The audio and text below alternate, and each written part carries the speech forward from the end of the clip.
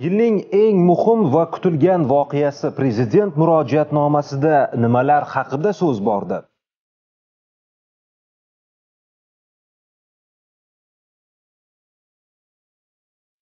Aholimiz bizdan maktab, bog'cha va shifoxonalarni ko'paytirish, elektr, transport muammolarini hal qilish, korrupsiyani yo'q qilishni kutmoqda. O'zbekistonda hukumatni ixchamlashtirish ishlari boshlandi. Vazirliklar 25 tadan 21 taga, amaldorlar apparati 30% ga qisqarmoqda. O'zbekiston bir tomondan inqirozga tayyorlanyapti, ikkinchi tomondan islohotlarni jadallashtiryapti. Qozog'iston prezidentining O'zbekistonga davlat tashrifi, ikki mamlakat o'rtasida tarixiy hujjatlar imzolandi.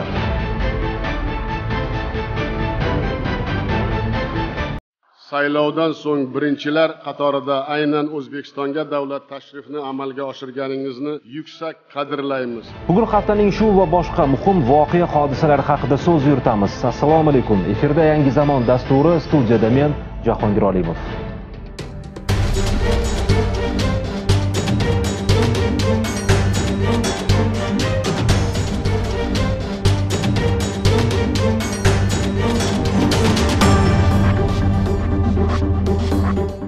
Bugun 25 dekabr, yana 6 kundan so'ng 2022 yil yakunlanib, yangi 2023 yil kirib keladi. Dekabr oyining so'nggi kunlarida ortda qolayotgan yilni sarhisob qilib, kelgusi yil uchun reja va vazifalarni belgilab olish yurtimizda yaxshi an'anaga aylangan. Bu odatda davlatimiz rahbarining murojaatnomasida bo'lib o'tadi. İlk bor 2017 yilning dekabr oyida Prezident parlamentga murojaatnomasi bo'lib o'tgan edi va shundan buyon yurtdoshlarimiz va keng jamoatchilik yil so'ngida bo'lib o'tadigan ushbu tadbirni katta qiziqish bilan kutadigan bo'ldilar. Bu yil davlatimiz rahbarining mamlakat parlamenti va O'zbekiston xalqiga murojaatnomasi yakunlanayotgan hafta avvalida, aniqrog'i 20 dekabr kuni bo'lib o'tdi. Biz odatdagidek jarayonni bevosita kuzatdik va uning eng muhim jihatlariga, qolaversa siz jonli efirda ko'ra olmagan, kadr ortida qolib ketgan qiziqarli voqealarga e'tiboringizni qaratmoqchimiz. 2022 yil 20 dekabr Toshkent. Birozdan so'ng biz ayni vaqtda turgan mana bu kongress holda yilning eng muhim siyosiy voqeasi O'zbekiston Respublikasi prezidentining mamlakat parlamentiga murojaatnomasi boshlanadi. Prezident murojaatnomasini bevosita tinglash uchun kongress holga Oliy Majlis deputatlari va senatorlar, hukumat a'zolari, xorijiy davlatlarning O'zbekistondagi elchilari, jamoatchilik faollari, yoshlar va nuroniylar jam bo'lishgan. Prezidentning Oliy Majlisga murojaatnomasi boshlanish arafasida ushbu jarayonni kuzatish uchun poytaxtimizdagi kongress holga 1000 ga yaqin yurtdoshlarimiz, deputatlar, parlament vakillari tashrif buyurishgan. Qolaversa joylardagi studiyalar orqali yana ko'plab yurtdoshlarimiz jarayonni kuzatib borishadi va murojaatnoma yurtimizdagi deyarli barcha telekanallar, internet saytlari va ijtimoiy tarmoq sahifalarida to'g'ridan-to'g'ri translyatsiya qilinadi.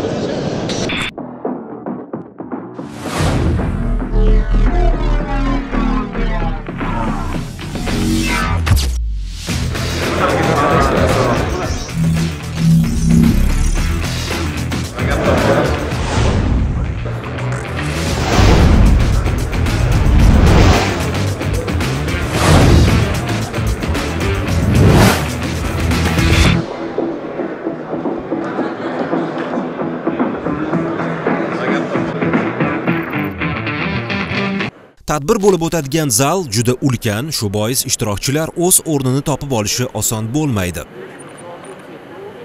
Ammo tashkilotchi mas'ullar ularga yordam bermoqda. 25 yo'ldan kirsak bo'ladi. Birozdan so'ng ushbu minbardan turib prezident bir necha soat davomida tanaffussiz nutq so'zlaydi. Shu bois unga o'rnatilgan mikrofonlarning texnik jihatdan soz holatda ekanligini tekshirish juda muhim.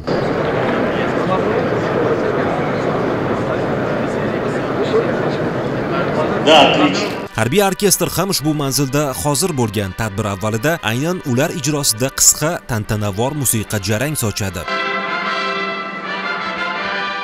Tadbir suxandoni murojaatnoma boshlanishiga oz fursatlar qolgani haqida ishtirokchilarga ma'lum qildi. Sizlardan joylaringizni egallashingizni iltimos qilamiz. Shundan so'ng zalga prezident kirib keldi. O'zbekiston Respublikasi prezidenti Shavkat Miromonovich Mirziyoyev.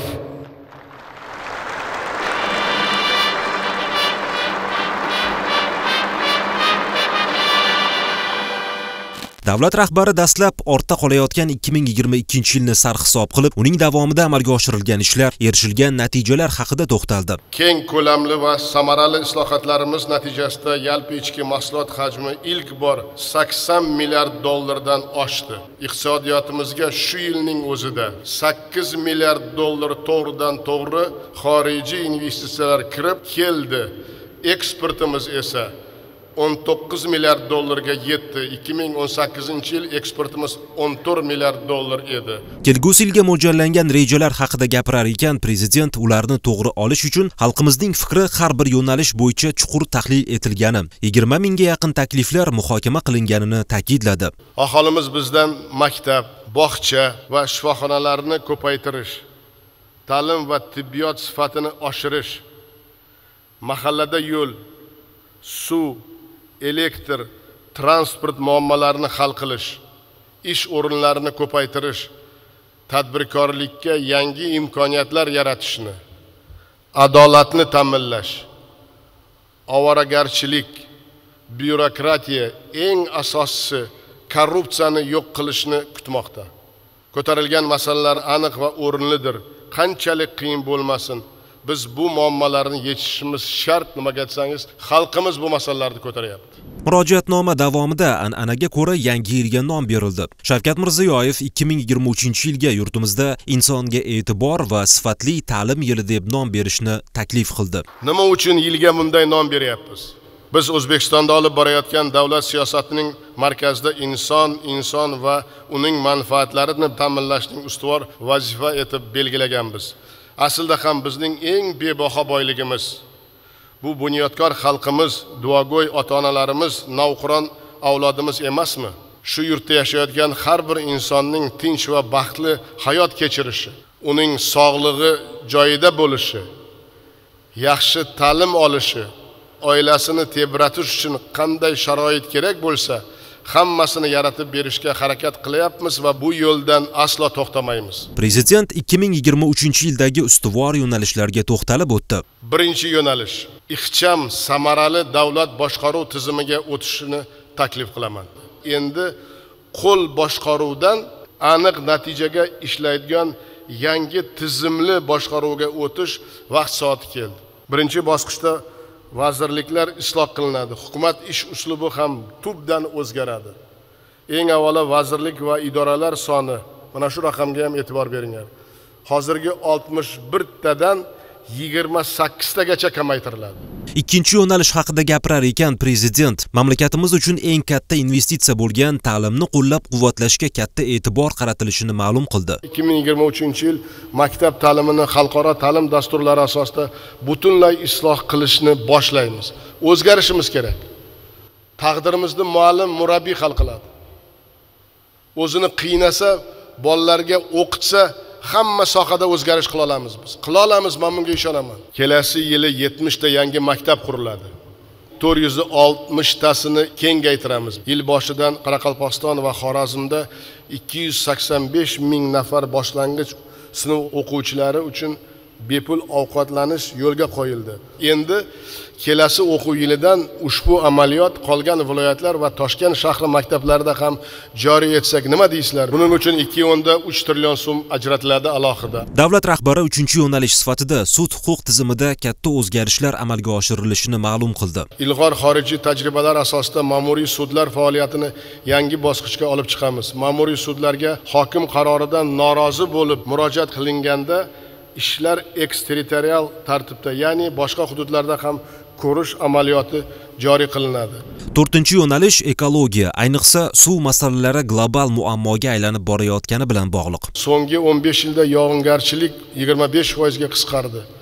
Yozda o'ta issiq kunlar davomiyligi ortgani oldimizda hali katta sinovlar borligidan dalolat beradi. Lekin hozirgi vaqtda ekin maydonlariga suv yetkazib berishda sezilarli yo'qotishlar mavjud. Shu bois suv xo'jaligi tizimi isloh qilinadi. Suvning hisobini ochiq, oshkora yuritish tizimi joriy etiladi va kelgusi 3 yilda 13 mingga yaqin suv xo'jaligi obyektlari raqamlashadi. 5-yo'nalish. Erkin bozor mexanizmlarini joriy qilish, sog'lom raqobat va xususiy mulk daxlsizligini ta'minlash, tadbirkorlarni qo'llab-quvvatlash Konstitutsiyada alohida o'rin egallashi kerak. Jahonda murakkab geosiyosiy vaziyat, energiya resurslari tanqisligi kuchayib bormoqda. Oziq-ovqatga ehtiyoj ortib, moliyaviy resurslar qimmatlashmoqda.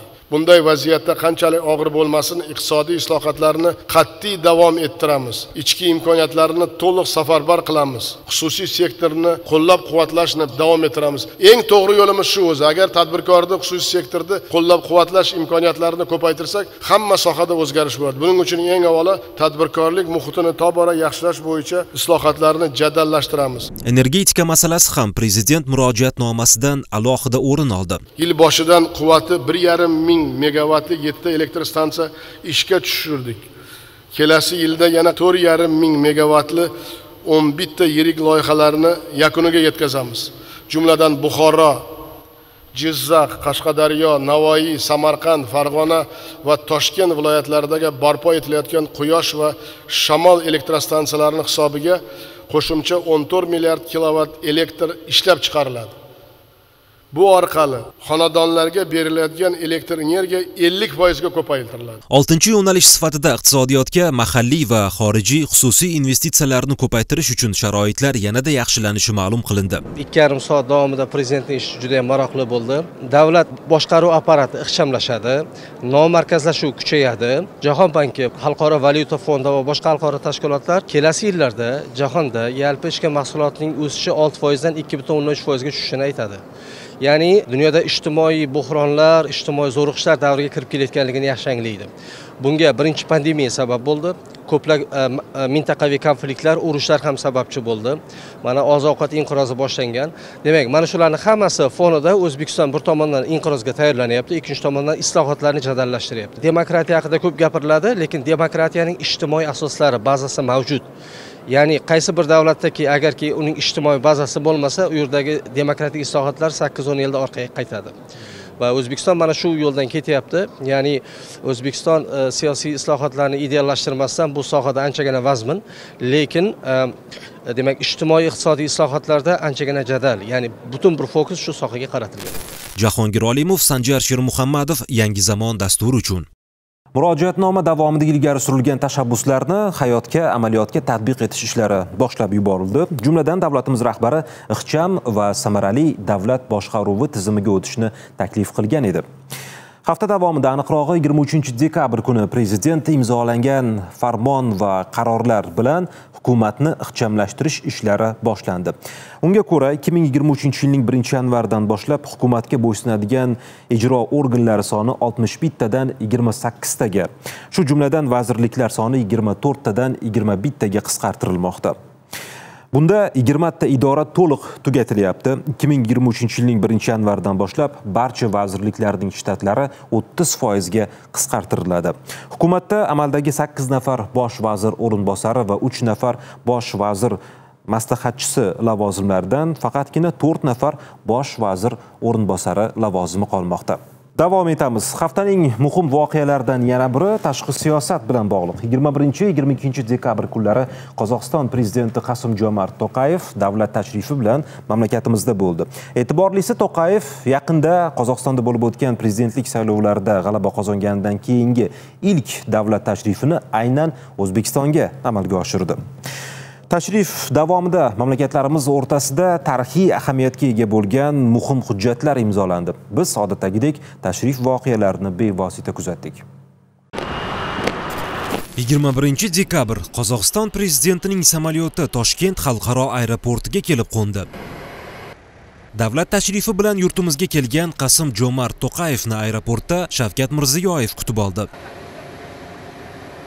Davlat rahbarlarining qisqa suhbatidan so'ng Qozog'iston yetakchisi yangi O'zbekiston bog'i tomon yo'l oldi.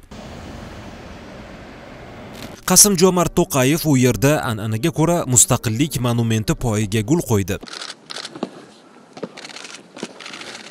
Shu Shundan so'ng Qozog'iston prezidenti Ko'ksaroy qarorgohiga borib, u yerdagi faxriy mehmonlar xiyobonida daraxt ekdi.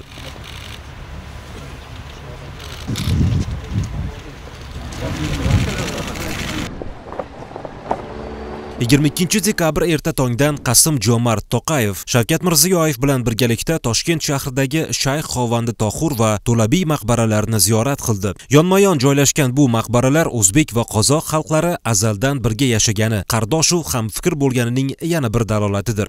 وسيق الذين اتقوا ربهم إلى الجنة زمرا.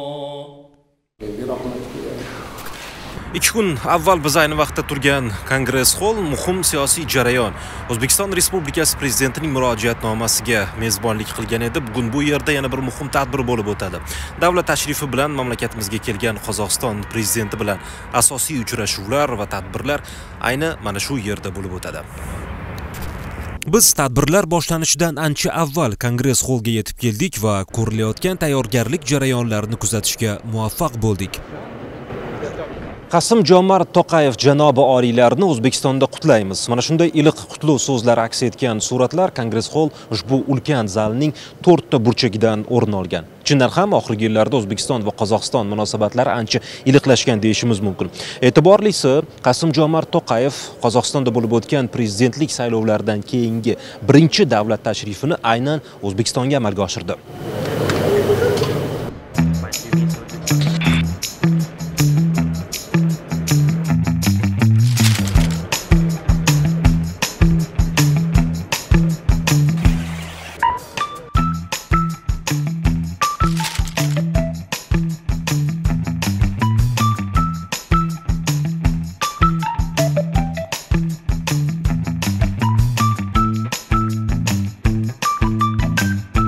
Manzilga faxriy qorovul boshlig'i yetib keldi va askarlarning tayyorgarlik holatini ko'zdan kechirdi.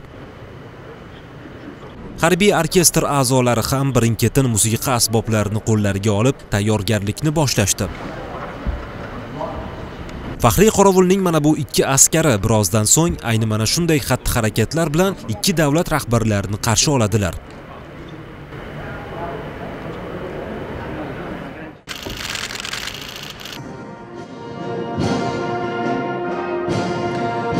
Qozog'iston Respublikasi prezidentining O'zbekistonga davlat tashrifi asosiy tadbirlari boshlandi. Ayni damda biz turgan ushbu manzilda Qasim-Jomart To'qayevni rasmiy kutib olish marosimi bo'lib o'tmoqda.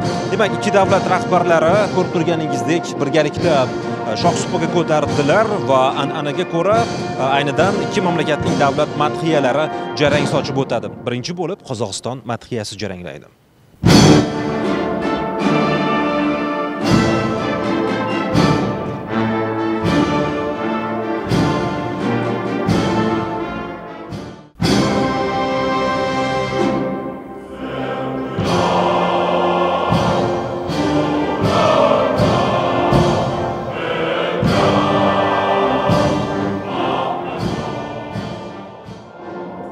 Demak, hozirgina 2 davlat madhiyalari jarang o'tdi va endi taomilga, an'anaga ko'ra faxriy qorovul rahbari, demak, oliy martabali mehmonni qarshi oladi. Biz uning demak so'zlariga quloq tutamiz.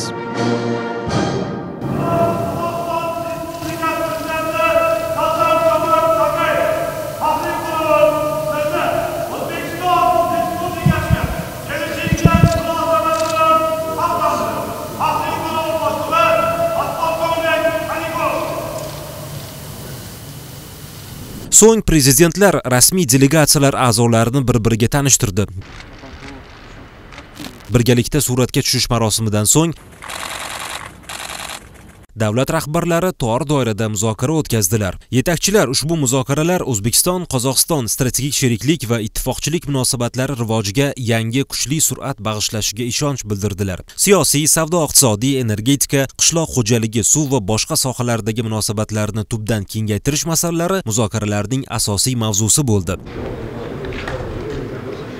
Prezidentlar tor doirada muzokara o'tkazayotgan vaqtda 2 davlat delegatsiyalari boshqa bir zalda jam bo'lishdi. Birozdan so'ng bu yerda kengaytirilgan tarkibdagi muzokaralar boshlanadi.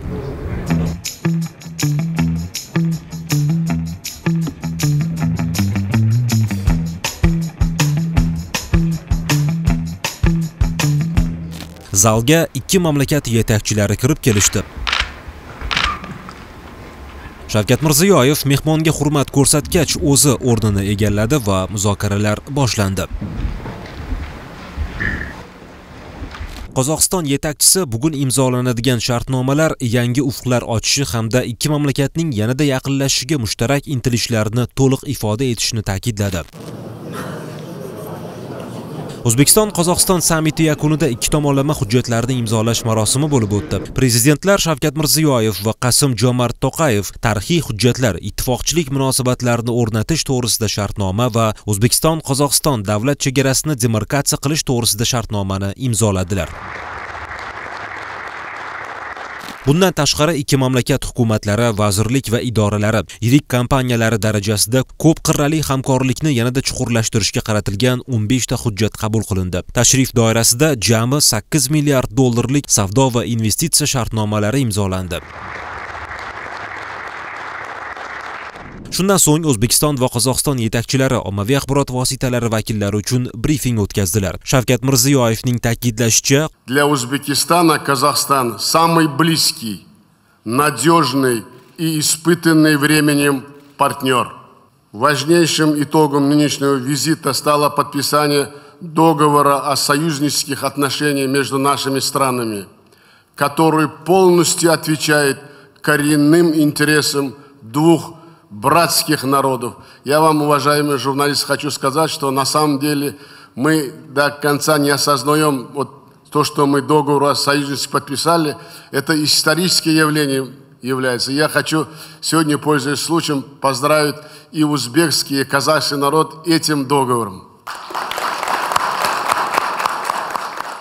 Bundan tashqari davlat rahbarlari darajasidagi davlatlararo kengash tuzilmoqda. Bu bilan bir-birimizni faol qo'llab-quvvatlashga, zamon xatarlari oldida yelkama-yelka qat'iy turishga tayyorligimizni tasdiqladik, dedi Shavkat Mirziyoyev. Мы подписали еще один важный документ – договор о демаркации государственной границы. Таким образом полностью завершено правовое оформление наших границ. Это действительно еще одно историческое событие. Мы только что завершили весьма успешные переговоры, которые без всякого сомнения можно назвать историческими. Подписан пакет документов, который придаст серьезный импульс дальнейшему развитию теперь уже союзнических отношений между нашими государствами. Muzokaralar yakunida O'zbekiston prezidenti Shavkat Mirziyoyev va Qozog'iston prezidenti Qasim-Jomart To'qayev yirik qo'shma investitsiya va sanoat loyihalarini boshlash bo'yicha tantanali marosimda ishtirok etdilar.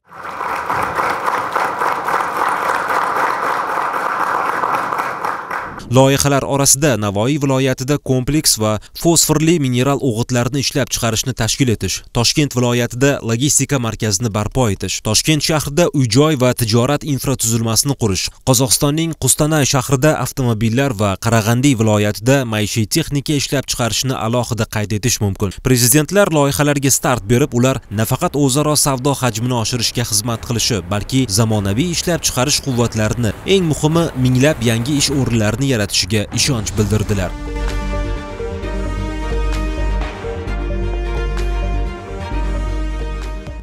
Shundan so'ng prezidentlar Shavkat Mirziyoyev va Qasim-Jomart To'qayev buyuk qozoq shoiri Abay Qononboyev merosiga bag'ishlangan ko'rgazma doirasidagi ekspozitsiya bilan tanishdilar. Abayning 3 torli do'mbirasi, Qononboyning do'ppisi, qo'lyozmalari, adib va uning oilasi tasvirlangan fotosuratlar tomoshabinlarda qiziqish uyg'otdi.